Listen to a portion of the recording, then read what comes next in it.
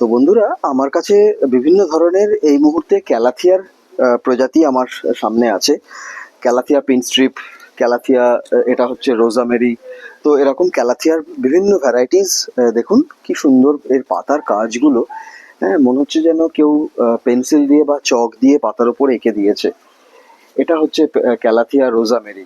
ঠিক আছে, প্রত্যেকটা গাছ, এই যে ক্যালাথিয়ার বিভিন্ন প্রজাতিগুলো, এটা আবার আরেকটা ভ্যারাইটি। এটাও কিন্তু ক্যালাথিয়া। এগুলো কিন্তু সবই পিওর ইনডোর প্ল্যান্ট। ঘরে রাখার জন্য পিওর ইনডোর প্ল্যান্ট হচ্ছে এই ক্যালাথিয়া। তো অনেকেই এই ক্যালাথিয়া গাছের যত্ন সম্বন্ধে আমাকে জিজ্ঞাসা করেন। দেখুন, ক্যালাথিয়া হচ্ছে প্রচণ্ড ময়েশ্চার লাগে। যেখানে রাখবেন সেখানে যেন 24/7 ময়েশ্চার থাকে। ক্যালাথিয়ার জন্য খুব হালকা সয়েল লাগে।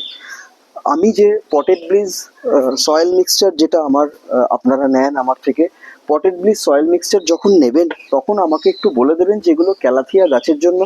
আমি সেক্ষেত্রে যে চারকোলের পরিমাণটা একটু বাড়িয়ে দেবো। গাছগুলো এত সুন্দর, এত দেখতে ভালো লাগে ঘরের মধ্যে যখন থাকে। দেখুন, পাতার এই ব্যাক সাইডগুলো কিন্তু একদম ভায়োলেট কালারের, মানে দুদিকই খুব সুন্দর। একদিক শুধু সুন্দর নয়, এ দেখুন আর একটা ভ্যারাইটি যেটা রোজামেরি, এটাও কিন্তু খুব সুন্দর। এরও কিন্তু পাতার যে ব্যাক সাইড গুলো সেগুলো আবার ভায়োলেট কালারের। সো মাটি সয়েল তৈরি করুন একদম হালকা। আপনারা চাইলে potted bridge soil mixture use করতে পারেন। আপনারা নিজেরা বানিয়ে নিতে পারেন হালকা মাটি।